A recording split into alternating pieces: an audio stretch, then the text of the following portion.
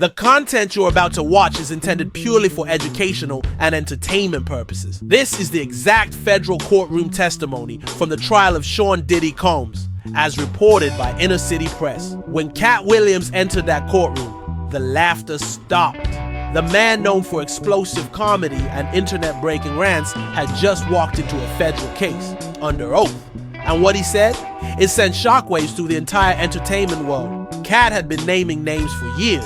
Jay-Z, Tyler, Perry, Kevin Hart, Steve Harvey, T.D. Jakes, Ricky Smiley, and for that people brushed him off as crazy. But now, those exact names are popping up in legal filings tied to the Diddy investigation.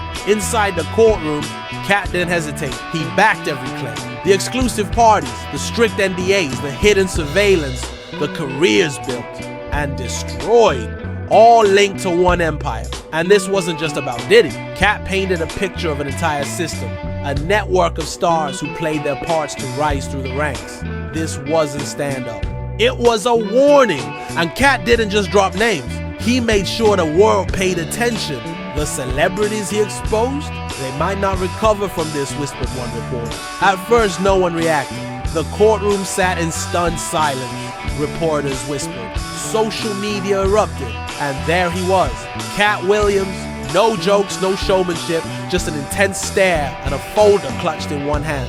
He walked in solo, no entourage, no noise, took the stand, was sworn in. Dead. Silence. Then came the line. Let me say this one time under oath. No punchlines. I told y'all, you laughed. He told the courtroom this wasn't new to him. He'd been speaking the truth for years, but nobody listened because it sounded like comedy. When people laugh, they forget to hear, he said. But I wasn't. Clowning. I was telling truth in disguise. Katt said he noticed it a long time ago. A pattern of the same elite faces at exclusive gatherings, disappearing for a while. Then suddenly they're landing movie roles, winning awards, or making big moves in the industry. Someone barely staying relevant attends a party, and months later they're front and center in a blockbuster. Then came the drop. You want the common thread? One name, Sean Diddy Combs. The courtroom leaned forward. Katt explained that Diddy wasn't just another big name, he was the gatekeeper to something darker in Hollywood. This ain't about music anymore. It's about power, control, secrets, he said. And silence. He added, then he hit them with this. I'm not on this stand because I want to be. I'm here because if I don't speak now, I might never get another shot. From that point, the atmosphere shifted. He wasn't just a witness. He was a lightning strike. When the court asked for names, you want names? He asked. I got names. And then he listed them off. Jay-Z, Tyler Perry, Kevin Hart, Ricky Smiley, Steve Harvey, Ludacris, LeBron James, T.D. Jakes, Ashton Kutcher, Justin Bieber. Each name made people sit back. These weren't rumors. This wasn't gossip. This was a public reckoning. These weren't just A-list celebrities. They were the gatekeepers. And according to Katt, they all showed up to the same secret events. Exclusive, invite-only parties hosted or controlled by Diddy himself. But these events weren't glitzy get-togethers. Katt said they were something else entirely. Initiation. He claimed Diddy's gatherings weren't celebrations. They were setups. Phones taken, NDA signed, but cameras still rolling. Think it's coincidence these celebs speak the same way or protect the same people. It's not. Either they were watched or already recorded. Katt said Diddy didn't just collect blackmail, he manufactured it. Good people entered clean and left with something that could be used against them. That was the game. Leverage. He explained how certain stars got movie deals, comedy specials, and radio play overnight without build-up. That wasn't talent. He said that was the machine. Half the names he dropped couldn't even fill a small venue without that hidden push. He said it plainly. Not all of them did something at those parties, but they all knew and stayed quiet. That makes them just as guilty. Then came the name that shifted the energy in the room. Tyler Perry, and Katt didn't hold back. He turned to Diddy, then looked straight at the jury. Let's talk about media, he said. This ain't about cross-dressing or comedy. It's about rituals, power, symbols. You don't build $1 billion studio just from playing church moms on screen. That came with a price. Katt claimed that Tyler Perry's early success to other films, the industry connections, the fast rise, wasn't just hustle or talent. It was strategy. The premieres, The press tours, the celebrity shoutouts, not coincidence. Carefully coordinated. Then Katt said the line that shifted the entire conversation. Tyler warned his cast, don't deal with me. You know why? Because I saw him at one of those parties, and he was loving every second. According to Katt, once Perry got the backing of the big players, he cut ties with anyone who could blow the lid off. He didn't want people digging into how he made it, because they'd find out why he made it. He even named actors whose entire vibe changed after working with Perry. Lance Gross, Lamon Rucker, Maycott Brooks. Go back and watch them before Perry, then after. You'll see it. Then came the line that had social media in flames. Every year a new media deal, every year a new wig, and every year another check. But never once has he spoken about what really goes down behind the scenes. That ain't art, that's allegiance. Next, Katt turned his focus to Kevin Hart. He looked directly at the jury and said, let's talk about an industry's golden boy. He questioned how Kevin went from struggling shows to global superstar in under 5 years. You think that's just talent? Nah, that's the reward for saying yes. And that viral quote, the one about turning down $50 million to protect his integrity, Katt explained it. That wasn't a joke. That was me telling you exactly what Kevin said yes to. Something I wouldn't touch, something real, something nobody wants to admit exists in this business. He told the court to line up the timeline. Every deal, every Netflix special, every global stage Kevin hit. Check the paperwork, somewhere in that stack is a bad boy signature. Then came the 2013 Miami moment. Not just another party, but the party. The one that, according to Katt, mirrored the exact gold room Cassie later mentioned in her legal case. But the shock wasn't just who was there. It was Kevin's role.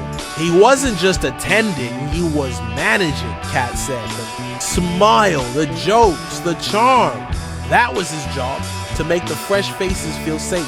That's why he was always present, but never in the footage. Katt said when he declined the same offers, the fallout was instant. Tour dates vanished. Shows got scrapped. Meanwhile, Kevin was going from one hit to the next. Ride Along, Night School, Jumanji. You don't get 3 back-to-back blockbusters unless someone high up gives that green light. Then Katt dropped the quote that turned the room cold. They say Kevin's funny, but that laugh came at a price I wasn't willing to pay. Then he brought up 2 more names. 2 men Katt said were used to normalize the system.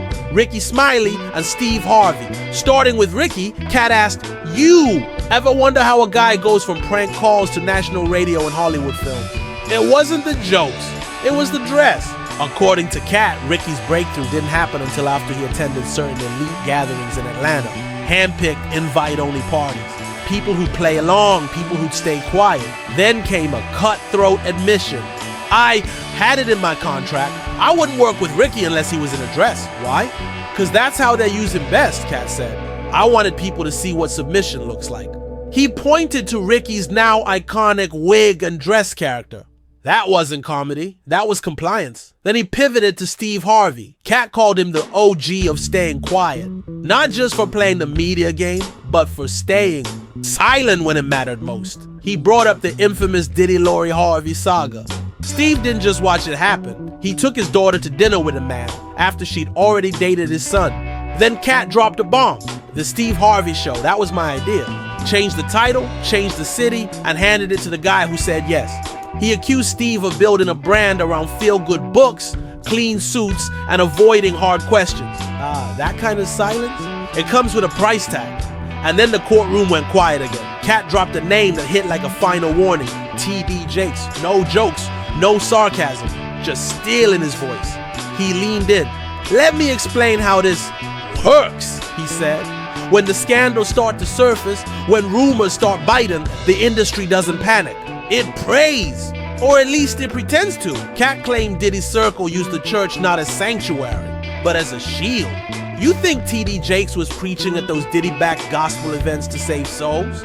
No, he was saving reputations. According to Katt, Jakes helped put a spiritual filter over some of the darkest scenes in the business.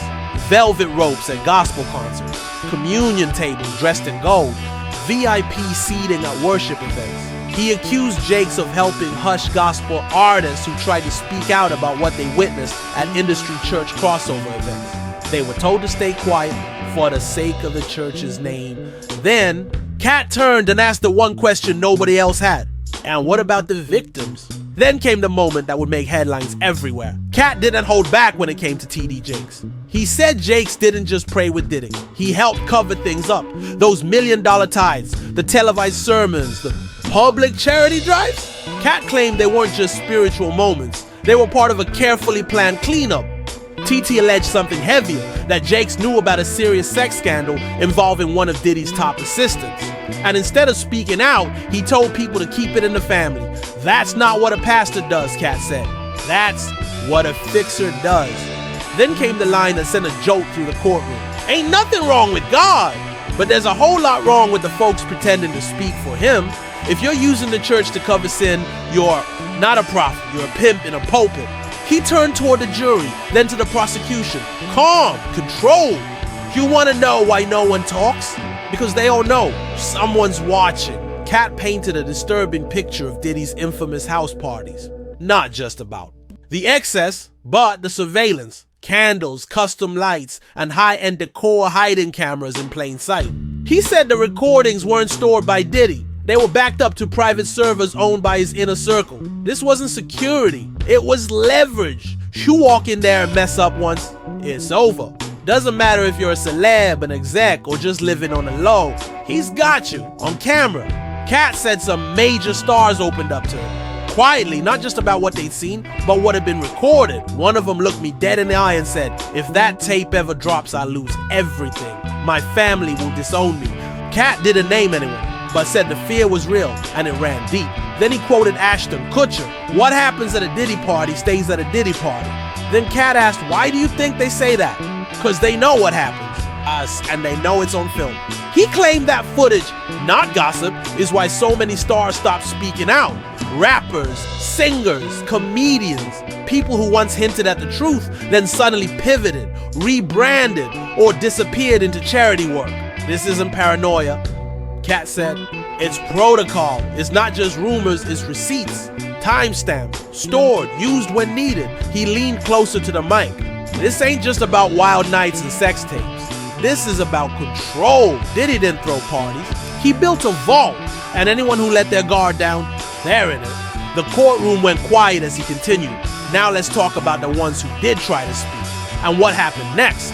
He started with Dave Chappelle, the man who turned down $50 million. They said he lost it, said he fled to Africa. But if you paid attention to his stand-up, he'd been warning us. He said it plain, Katt recalled. The worst thing you can call somebody is crazy. It's dismissive. And that's exactly what they did.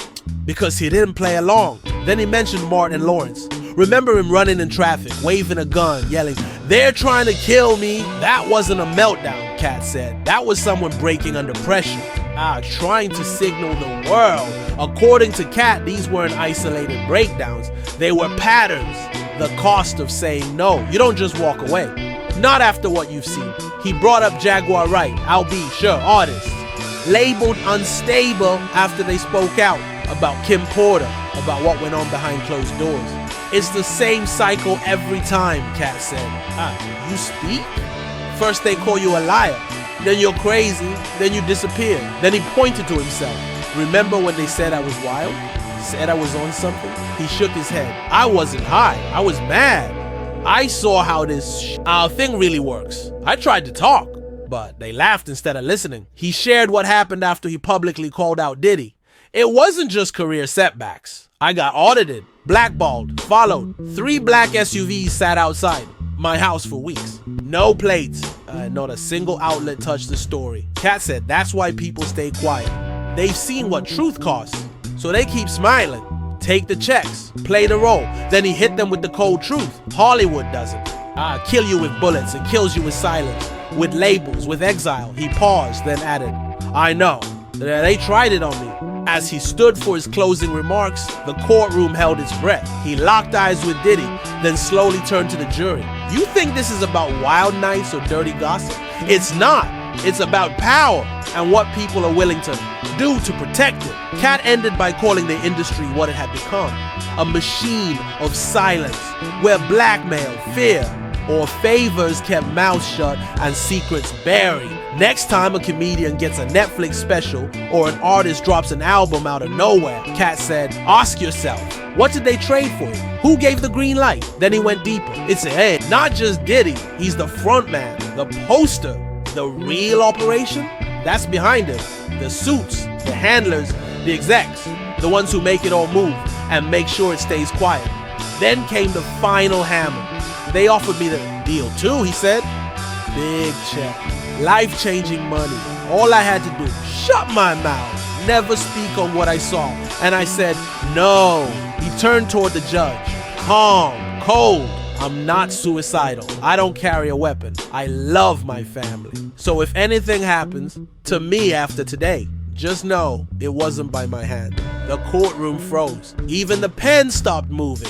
I made jokes. Katt continued, quieter now. That's how I warn people. Because if I said it plainly, they'd erase me. But today, I'm saying it plain for the record. Then he turned to the gallery, voice trembling just enough to be real. To those who think they're untouchable, your day is coming. To the victims who still stay silent, I see you. And to Diddy, he stared directly at him. You didn't just damage lives. You built your empire on it. But today, that foundation starts to crack. He stepped down from the stand. No cheers, no cameras flashing. Just silence, the kind that means something. As Katt neared the exit, the judge stopped him. Mr. Williams, anything further for the record? Katt paused, turned slowly, not to Diddy, but to the press, the gallery, the courtroom that had sat in silence. One last thing, he said. He lifted his hand, not pointing at a person, but at everyone. You're waiting on headlines, on arrests. But what you're really waiting on is permission. Permission to admit you've always known. You saw the red flags, heard the whispers, but you didn't want to believe it. That your favorite actor, your favorite preacher, your favorite artist sold their soul just to sit at the table. This isn't a new story, and it ain't just about me. It's about an entire generation fed lies in the name of success. Fame is the bait, but the cost? That's real. Some pay with silence, some with their bodies, some never come back. Katt stepped closer to the jury. His voice dropped to a whisper. I've watched good people disappear. Kim Porter, Andre, Harold, people who were ready to speak but never got the chance. He looked around.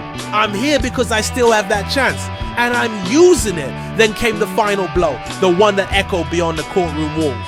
If you think I'm just a comedian, I am, but I'm also a witness. And what I've witnessed will not be forgotten. He nodded to the judge, turned and walked out. No applause, no headlines, just truth. And behind that truth, a warning. What was hidden is now in the light.